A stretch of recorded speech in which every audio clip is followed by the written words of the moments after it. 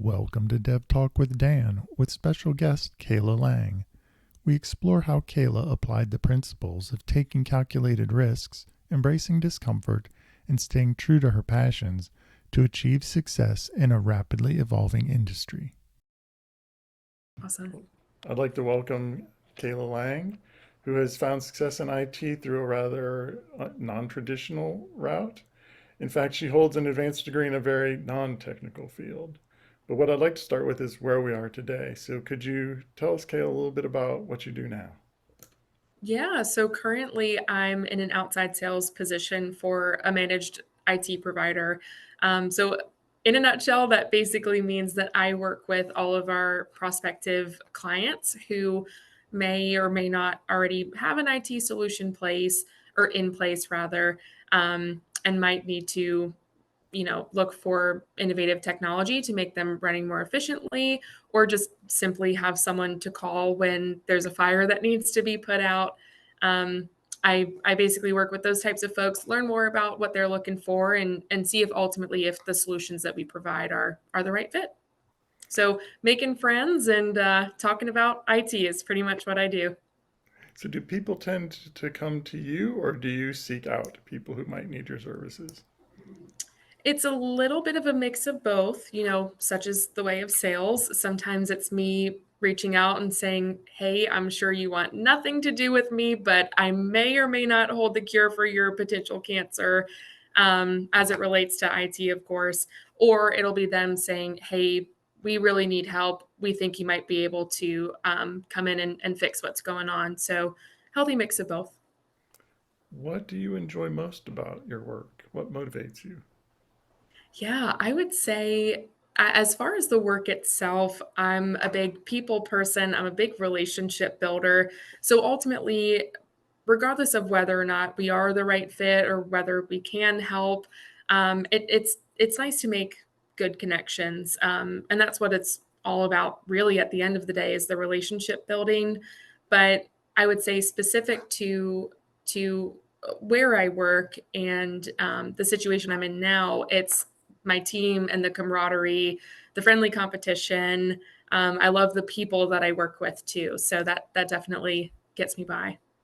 Sure makes it easier to go to sleep Sunday night and not feel the dread of Monday morning. It's more like I get to Sure. go work with those people instead of I have to go work with those people, Definitely. right? Definitely. And even the push for myself too. This is my first time being in a sales capacity. It's not really where I saw myself landing really ever in life.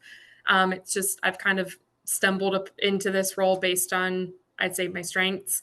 Um, so yeah, I like I said, it's a push for me. It's challenging. It's never the same in the day to day, and that's what I really like about my job too. You mentioned relationship building and sort of that stakeholder management idea, but trying to help people find a solution maybe to a problem they don't realize that they have.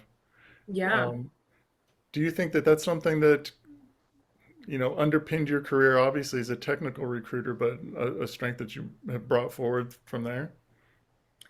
I honestly, I think it comes even before that. I I come from more of a healthcare background, and I used to work with kids and families in the hospital, and a lot of that was being careful with labeling feelings that people don't have, or bringing up situations that right now they're not thinking about. So you really have to meet people in the moment.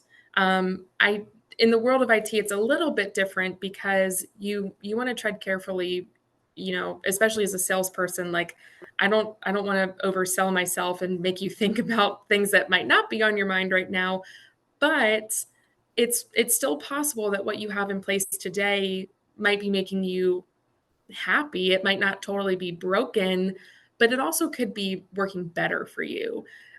So again, it's kind of a fine line um, depending on what people's needs are. But it's definitely one that I think I tread pretty carefully and kind of pull from a lot of different aspects of my background. So yeah, So you mentioned your healthcare background. That was the path that you chose to go down, and I know a lot of people yeah, get actually paralyzed choosing a path because there are so many options. Yep. And I think it's important for us to call out that you can choose a path and you can choose again. And that seems to be what you've done. But what inspired you to make that transition? What sparked your interest in the technology side? Yes. So I'll maybe backtrack quite a bit and give you a more broader picture story. But in college, I had landed myself in a career where I was studying to be a child life specialist. And what those folks do, they're some of the greatest people in the world. I very wholeheartedly believe that. But it's all about coping and using play as a therapeutic modality for children who are hospitalized or their siblings who have a sibling that's being hospitalized, working with their families as well. So that's really what I was passionate about doing and studying and learning. And I kind of did that for a few years right out of college. And actually, my husband's job moved us down to South Carolina. What I found in working in healthcare was that working with those types of populations can get heavy, and it's a really challenging job. It's not for the faint of heart. Not to say that I fell out of love with that, but I really just wanted to explore something new. So I kind of used the move as somewhat of an excuse to reinvent myself professionally. um, and I got really lucky with an opportunity with an IT staffing firm right around the time when I first moved here. It was an entry level position. I I couldn't tell you what IT stood for. I probably couldn't even tell you how to spell it at the time that I started that job. Um, but what I found through that is a lot of learning about the technical field, especially when you're starting out, is just being able to answer, or not answer, but ask really good questions. When I was a recruiter, I would tell people a lot of the time, I'm not responsible to know what you know. I just need to know that you know what you know. And so really leaning on the folks that I was talking to on a day-to-day basis to help me understand what it is that they did, and just take bits and pieces. Anywhere I can learn something new, you have to be a sponge, especially starting out in IT. And then of course ultimately gained a lot of skills and perspective and knowledge from that position to lead me into a role in technical sales. So that's kind of a long rounded way of telling you, this to be quite frank, I don't think I ever really had a passion about getting into IT. I've kind of fallen into place. But very passionate about the technical community, especially here in Greenville. It's very inclusive, very welcoming. I feel like I've been embraced with open arms, and very happy to have landed when I did and where I did. Did your family or friends have a strange reaction for your changing career? More so around the fact that I went so far as to get my master's degree and then was like, you know what, I think I'm gonna make a little bit of a change. I will say when I started to really think about that, actually getting into recruiting was something that was recommended to me a lot by people that know me well. Um, and then, of course, it just so happens that where I worked specialized in technical recruiting.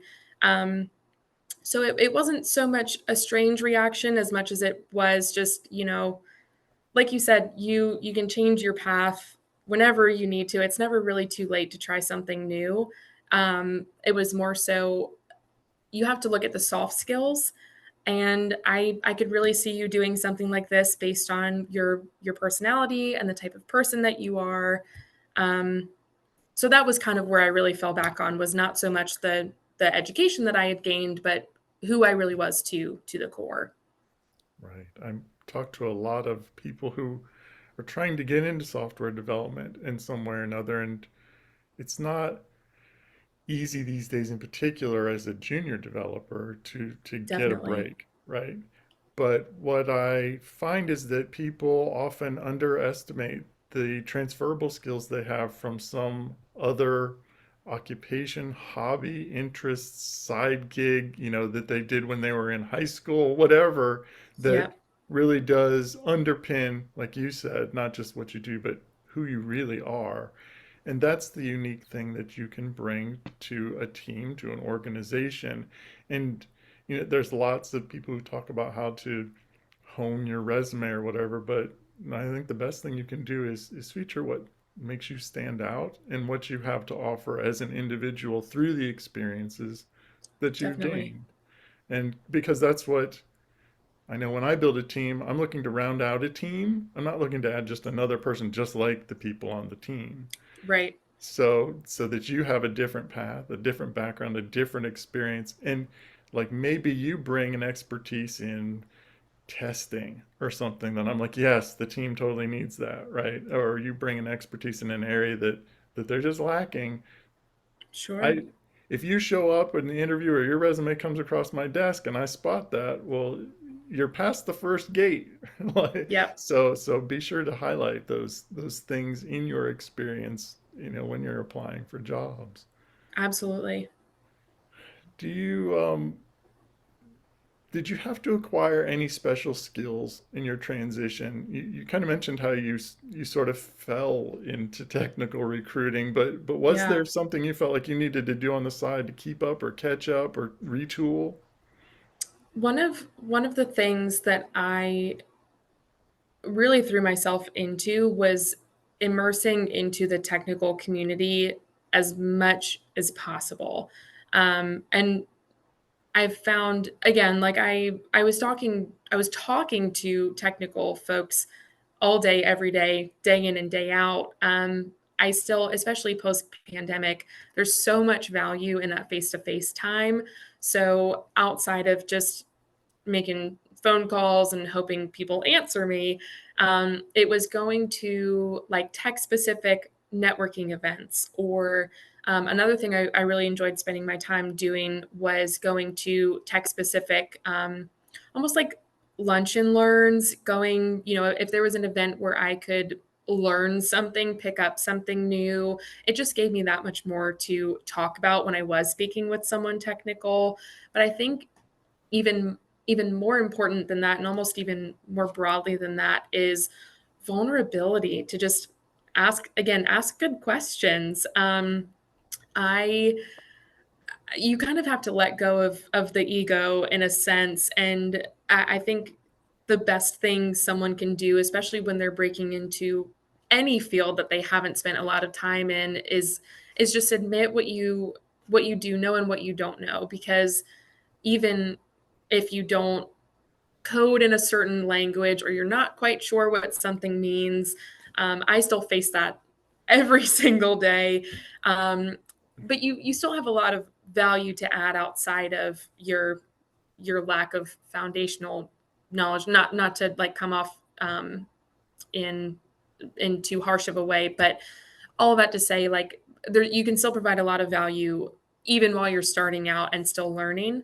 You just have to be willing to ask for help and admit that you don't know something. Because I know I'm going to butcher this, but there's the saying something along the lines of if you want to get there if you want to get there fast, go alone. If you want to go far, go together. And I think it's really just leaning on the people that are around you to help you sharpen your iron, become better every day, learn something new every day. That's when you can really be the most successful. And definitely not something I was always good at. So not a skill necessarily that I had to pick up, but certainly somewhere where I had to check myself, kind of reel it back a bit and say, okay, let's just ask good questions, approach everything from a level of curiosity, be a sponge, and that's the best way to sharpen your skills. And that happens to people. You could be a software engineer for 20 years. You step into a new Yeah. organization and they do things different and they have Yep. different acronyms for things. And you have to ask questions. Oh yeah.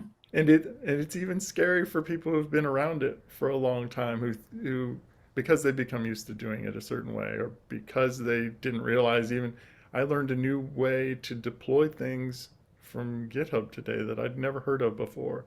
And it sounds scary strange, but there's big companies that do it and then that piqued my curiosity.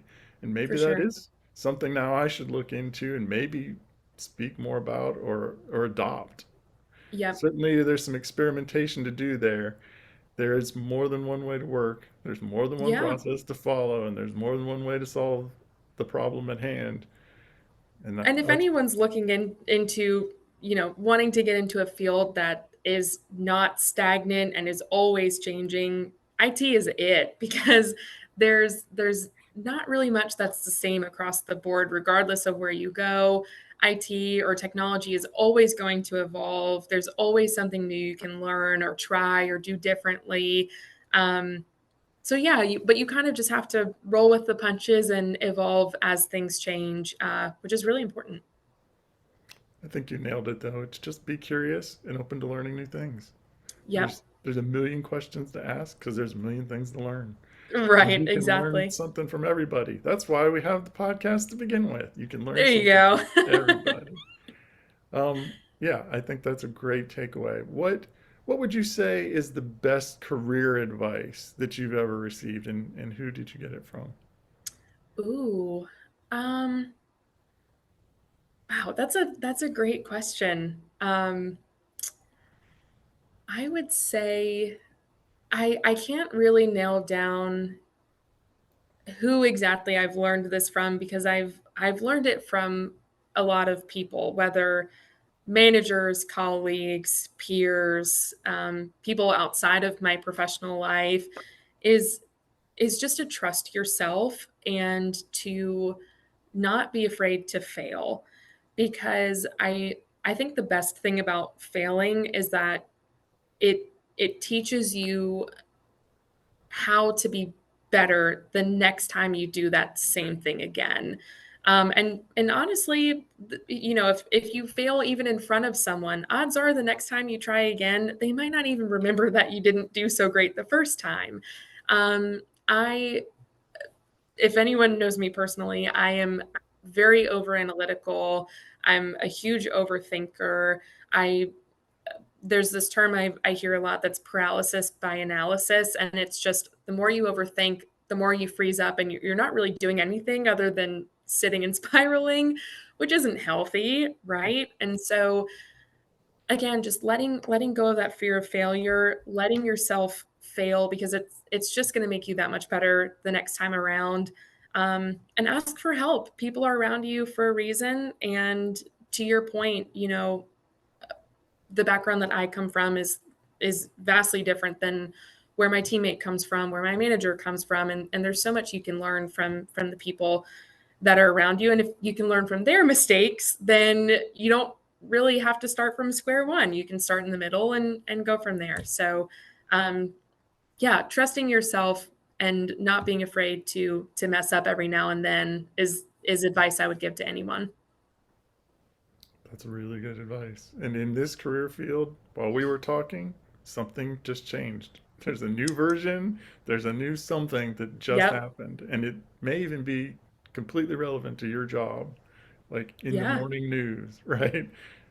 And it happens all the time. Well, I was just reading that somebody bought somebody else, right?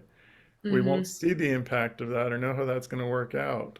Oh, it was that Canva is buying Leonardo AI to integrate more image AI into their product. And that's a Wow. pretty huge platform acquisition by another kind of pretty substantial platform. So Sure. that's going to change the way people, especially who use Canva, and work. So Yeah. in, Hopefully for in the better. I'm a big Canva user. So, in the generative AI kind of way. We'll see what comes out of it. yep. Interesting. So yes, things are changing all the time. I wanted to circle back to the Greenville tech scene Yeah. because it is, I mean, it's a real and vibrant thing. And for Yes. anybody who wants to check it out, start at hackgreenville.com. Get in the Slack channels. You'll get access to the events calendar, and there is pretty much an event every day if you're inclined. But Cool. that's a great way to connect with the tech community here. And we have had like Tech After Five's been going on for more than 20 years or something now. Love that group. Yeah, so it's not just fly by night things. These are dedicated people who have kept the platforms open for, and I don't think enough people take advantage of them, but life Hmm. happens. And at 6 p.m. at night when you got kids to deal with, maybe not be the best time to go catch a beer with your coding buddies, right? Sure. Sure. But But that it's can, worth the risk for once a month because I will say I'm so passionate about networking. Again, if you want to go far, go together. I like half of the random opportunities I've stumbled upon have come from networking groups that I have consistently gone to. And the first one was painful as all get out. I was so shy. I was nervous. I vividly remember I walked into this giant room. There was no music playing. There was barely anyone there. I stuck out like a sore thumb. Granted, it got a lot better as time went on. I found people to talk to. Um, but it's hard. And I guess I can kind of tack this on to best career advice is never try something one time because the first time you try it it's going to be ugly. It's not going to be pretty. You have to give yourself the grace, whether it's networking, whether it's coding in a new language, or I feel like this is applicable to most things.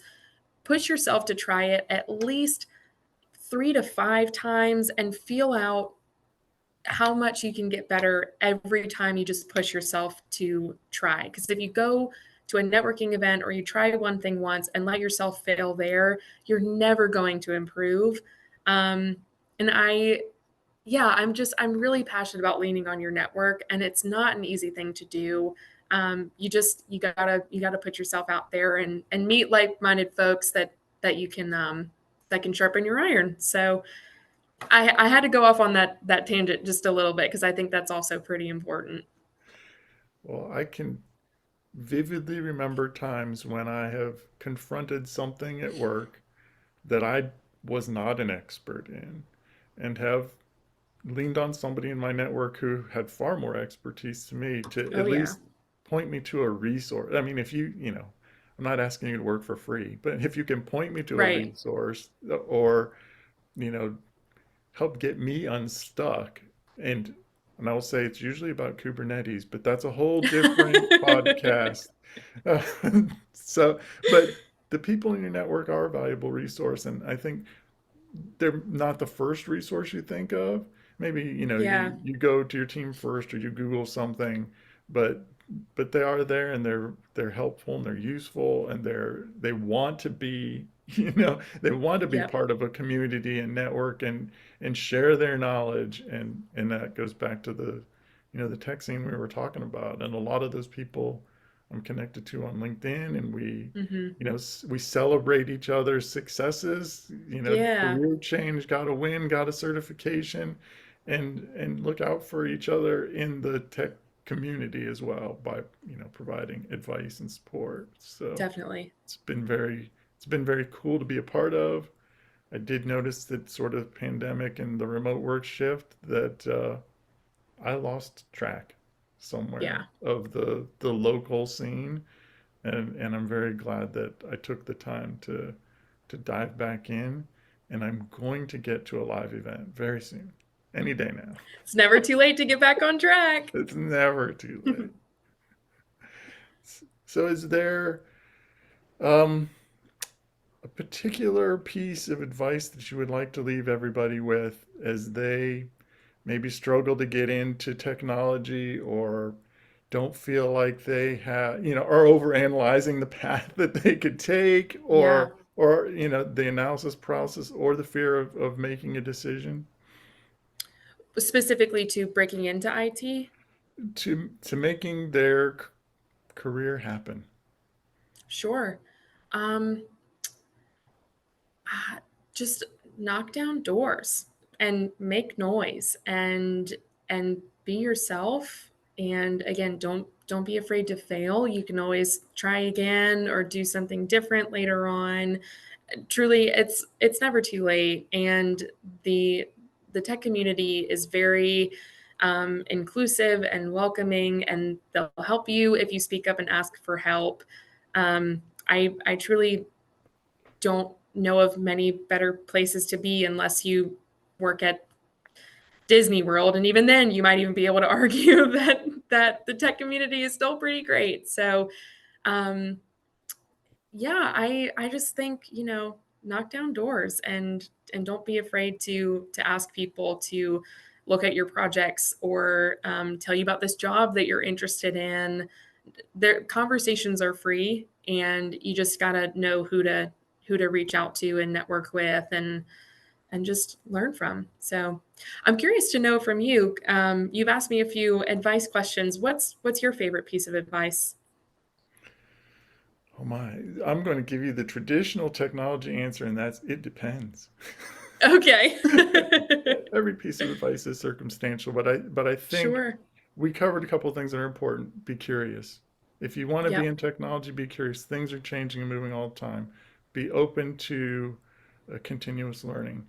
And to the extent that there is something to learn from everyone and every experience, stop and take note of it once in a while. You are Sure. continually actually reinventing yourself along the way as you learn and grow in your own career. And then I would like to come back to the idea that make a choice. Don't be stuck at making a choice. You can't ever know if making the other choice would have panned out because you could have made the other choice and then immediately been hit by the bus, and it would have not played out. You made the Yeah. choice you made. It makes you who you are. If you are unhappy with the choice, make a new choice. Yep. I mean, that you see people in later stages of life who go back to college. They spun the wheel. They made another choice, right? Because Hmm. they're still here. They're still alive and kicking, and there's more to learn and see and do, and more people to meet and more places to go. Right? Yeah. Don't be afraid to embrace the I don't know the excitement of making another decision. Right? Yeah. Like if you could go back to the time when you were making this career change and give yourself a piece of advice in hindsight, what would sort of travel back in time Ooh. and give yourself a piece of advice? What would it be?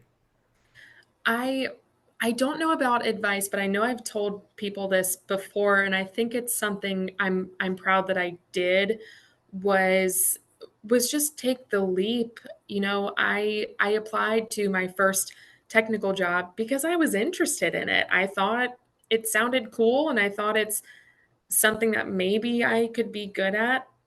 Maybe not. There's only one way to really find out. But especially when I was a recruiter and I talked to people all the time that were stuck in their job search or didn't know what they wanted to do, just apply to things that you're interested in, whether it's the job itself that you're interested in or the company. Speak to things that you're passionate about, and if you're doing something that relates to your passions and who you are as a person, you really can't fail. And also the time is never going to be right, so just do it now. No better time than the present. Just do it now. Yeah, I don't know. I think just have faith. Everything will pan out exactly the way it's supposed to, and in the off chance it doesn't, you can always try again. So Just start. If you just start. if you never Yep, start, you'll never learn anything, exactly, and you'll be exactly. right where you are right now. Yep. Somebody once told me that the discomfort is the only thing that leads to change. Yes. You get comfortable in where you are, what you're doing, your routine, and you might not even enjoy it, but it's comfortable because it's familiar. When you get into a 100%. situation that becomes uncomfortable, that's when you're changing, learning, and growing. Yep. Totally agree. Well, we have covered everything that I had on the docket, and I'm sure there is plenty more that we could cover in another episode. But for now, I'd like to thank you for the opportunity to share your story with us, to share a perspective that's not a I ended up being a software engineer story, right?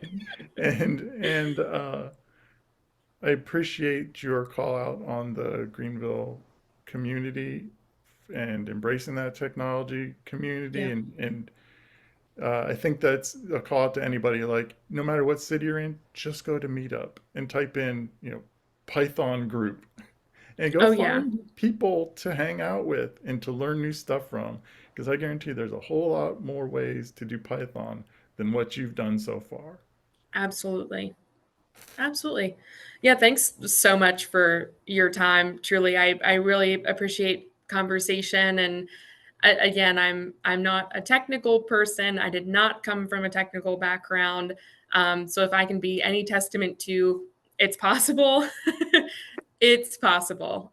Just be curious and open to learning, and you never know where life can take you. So and then you'll find yourself sitting on a podcast and talking to a great individual, and everything will be a-okay. So really appreciate your time, Dan. Thank you so much. Everybody, just start. Just start. Thanks, Kayla. Thanks. Bye bye. Bye.